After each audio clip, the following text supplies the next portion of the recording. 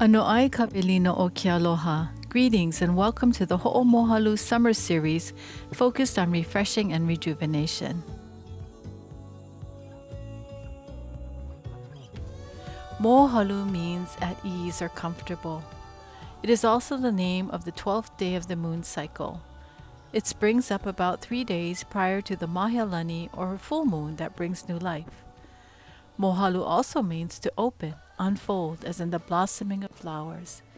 It is said when you plant flowering plants on the Mo'ohalu moon, you'll reap perfectly round flowers. Now when you add ho'o, you bring action to the meaning. Ho'omohalu, to be at ease and comfortable in this season of new life and allow yourself to blossom into your purpose. Welcome to Ho'omohalu.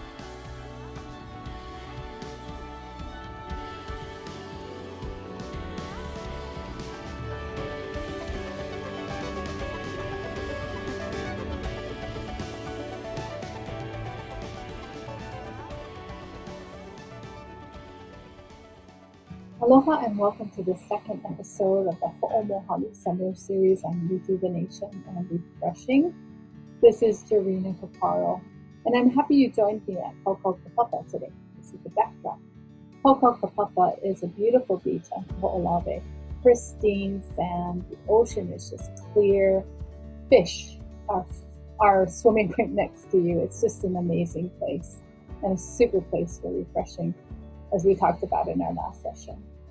I hope that it motivated you to think about how often you're refreshing yourself, because so often as educators, we're giving so much of ourselves to others to support their dreams that we don't even realize sometimes that we're out of balance. So give yourself permission to take care of yourself, to refresh yourself as frequently as you need, so that others around you can pick up that positive vibe from you. Today, we'll enjoy the treasures of the ocean, as we have two guests that will be joining us to show us how to prepare some raw fish dishes. Enjoy episode 2. Aloha. Nani o Heʻeia. Beautiful is Heʻeia.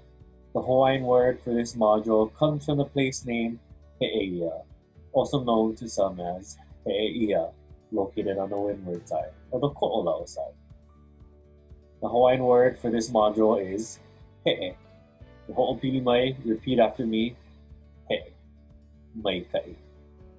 He'e is translated to as octopus or squid, or as many local people like to call it, taco, which is a Japanese term. He'e can also mean to slide, such as He'e nalu, or wave sliding, more commonly known as surfing. My dad would always take us to the beach growing up to He'e nalu. He'd also take us diving to search for he'e. I could never find them, but he is a skilled expert. We'd often make he'e poke or taco poke, or use them as bait to catch larger fish. Have you tried he'e before? If so, what's your favorite way to enjoy them? Leave your recipes and your stories in the comments below. E pa'ina pu kako I ka he'e ono. Until next time, ahui ho kako. Join me in this Oli to announce the beginning of learning together. Follow along audibly or within your na'au, your innermost part, as we acknowledge who we are and how we connect with this larger ecosystem called life. E ke akua o ka lani me ka honua, I luna I lalo kou mana e. Ke huli akula, ke huli maila, I o I ane I ko aloha e. Maiuka ke kai, e ho'opili mai, aloha no, aloha lai. For our Pule today, we will hanu and ha. Simply inhale and exhale, taking a deep breath in to fill ourselves up and exhaling that all out. We'll do that 3 times. So hanu, ha. Think about those who came before you. Hanu, ha. thinking about the things that surround us now and being thankful for what we have, especially for the things that the Aina provides, like our Iʻa, fish for today's video. Hanu. Ha. Think about those who are to come and how we can mālama the Aina for them. Mahalo. Thank you for joining me in Oli and Pule today. Oli and Pule invoke a sense of spirituality, connectedness to our divine power. It can be a place, a person, like a kupuna, a parent, a mountain, or ocean. I'm talking about spirituality and not religion. It's important to share that when we Oli and Pule, we awaken our spiritual capacity to connect to things at a level beyond what we can see with our eyes. Our voice creates a vibration that connects us to a higher frequency where we can relate to the life force, to pono, balance. When we met last time in Kaholomoana, we had the opportunity to experience the healing power of the ocean. Today, we look to the ocean as a means to sustain our physical bodies. Fish is a major dish of consumption of many coastal towns across the world. It is most important for those who live on islands. Fish can be fried, steamed, poached, but today's episode will focus on preparing it raw. Here's Aukai Reben and Lennon Helekahi, alumni of Honolulu Community College who are now pursuing their bachelor's degree at the University of Hawaii at Manoa. Aukai has a passion for the art and science of Lawaiʻa, skilled fishermen. Much of what he practices today was taught to him by his grandfather. Lennon, from Papakolea, enjoys cooking and is meticulous about food preparation and often is called upon to make his famous dishes at parties. Welcome, Lennon and Aukai. Hawaiians utilize several different styles of Lawaiʻa, or fishing, since the beginning of time. They eventually evolved the practice to perfection by developing the Lokoiʻa system, or fish pond system. The traditional Hawaiian diet depended on iʻa, or fish, as the main source of protein. The importance of Lawaiʻa in modern times is the sustainability of iʻa as a finite resource. Although many of us enjoy consuming this wonderful protein source, not many of us understand the importance of being pono with it. In this video, we'll be showing how to break down a whole fish. Today we have an uku for our demonstration. We'll also be showing you different preparation methods for these different iʻa and some other fish that can be used for the same preparation methods. In this video, we included 3 types of fish for our demonstrations.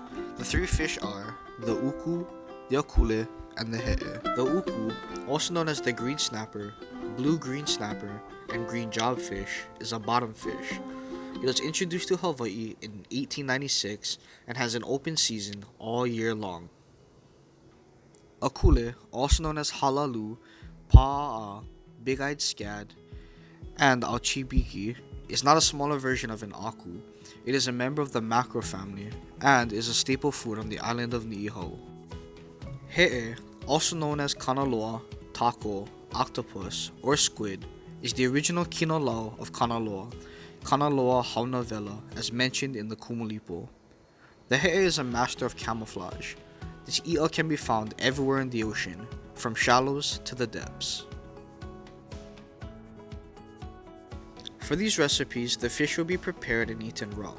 It is important that you store your fish properly prior to preparing. Some ways you can store your fish are on ice or in a refrigerator.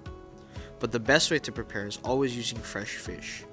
Fresh fish is considered to have a fresh smell, firm flesh, red gills, and clear shiny eyes.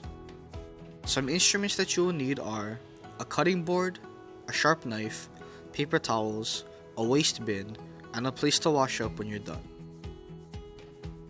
The preparation of fish may include, but is not limited to, the following steps: scaling, gutting, filleting, and scraping. Scaling. Using a metal spoon, or if you get plenty kala, a fish scaler. Press firmly against the skin, making sure to get the utensil under the scales and pull or push from the tail to the head and repeat until all the scales are removed. Gutting. Using your freshly sharpened knife, make an incision into the belly of the fish from the anal cavity to the head of the fish. Next, grip the gills and pull toward the tail to remove the entrails and roe.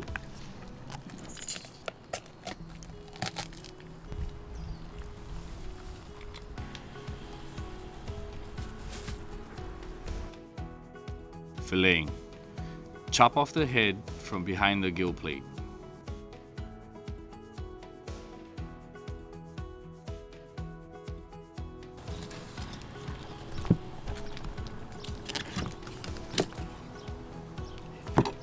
Next, make an incision near the tail from the top to the bottom. Then run your blade across the length of the fish from the front to the rear, making sure to stay on one side and as close to the spine as possible. Removing the belly and the skin from the fillet. Using your knife, run the blade along the ribs to separate the belly from the fillet. Next, make an incision near the rear area of the fillet on the fleshy side and delicately glide the blade along the skin until it is removed.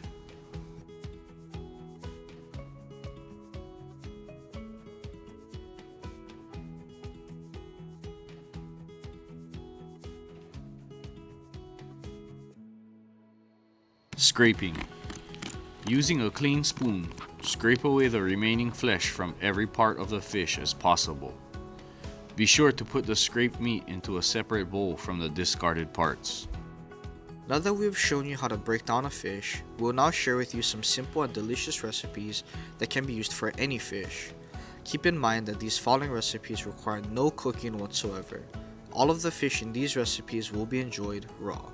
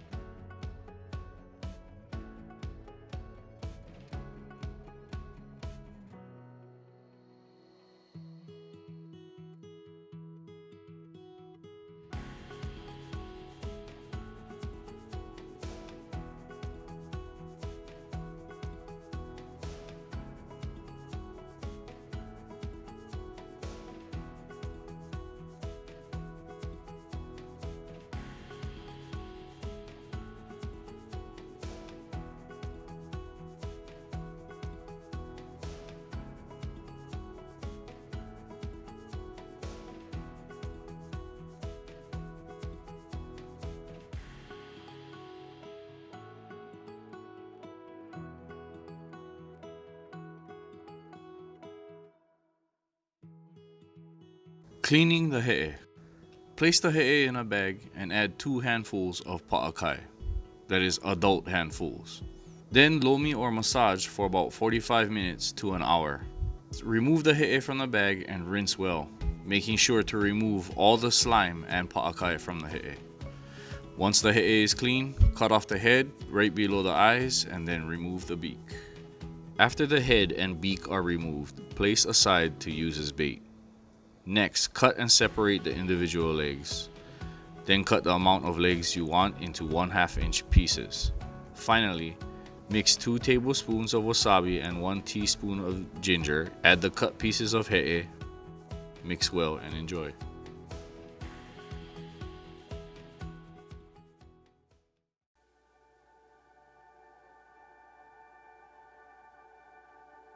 One thing that is common among fishermen, no matter what ethnicity, culture, or nationality, are superstitions. Superstitions are a widely held unjustified belief in supernatural causation, leading to certain consequences of an action or event, or a practice based on such a belief. Superstitions. If you don't give tribute to your god, you're not going to catch fish next time. Eating the veke pueo, or the nightmare veke head, will give you nightmares. Don't mention fishing prior to going fishing. Instead, use the word holo holo. Take la'i for good luck. Hawaiian gods only accept Hawaiian fish as tribute. Well, thank you so much, Lennon and Okai, for sharing your knowledge on how to clean fish and sharing your mo'olelo and even some of your favorite recipes. I really liked how you ended on the superstitions and maybe traditions about fishing. You know, there are a couple that I can think of with my dad, but it brought up some memories of me going to my grandfather's house. He lived on, his home was on the shoreline of Kapaka, which is a small little ili between Hauʻula and Honolulu. And we'd always enter from the back of the house, not on the street side. And he'd have this clothesline, so 4 lines that was right up, butted up against the fence that separated the ocean from his property. And he would have all these he'e just hanging there, the legs just hanging from the line, and there's just like a curtain of he'e, and you would walk by it and you definitely there was a special aroma about it. There wouldn't be any flies or anything because the wind came in, the trade winds came in so strong that it would push anything that went, or it kept the bugs away naturally. And he'd hang it out in the morning and then take it down at night and then bring it back out in the morning until it was really dried and we could snack on some dry he'e. So as I'm talking about this mo'olelo, or even this memory that I have about fishing, I'm hoping that you would engage in our home play activity in Google Classroom. Click on the home play and it'll take you to a link that will go to Mind Master. There's a couple of us that have already started to write down some of the traditions that or stories or fishing related things that we can recall as childhood or even as we do today. And if you have something that you can remember about fishing, even if it's like, I love to eat mahi-mahi or something like that, add something to that little mind map there in Mind Master, that app there, linking it to something. If you can link it to somebody else's story, great. If it's something brand new, then just click on the plus and add a whole new bubble for it, and we could start a whole new conversation. The idea is for us to see how many connections we can make and to see the different traditions, beliefs, and practices of fishing between us. Okay, ahui ho, I'll see you at the next episode, which is on Kahana Valley. See you then. Aloha.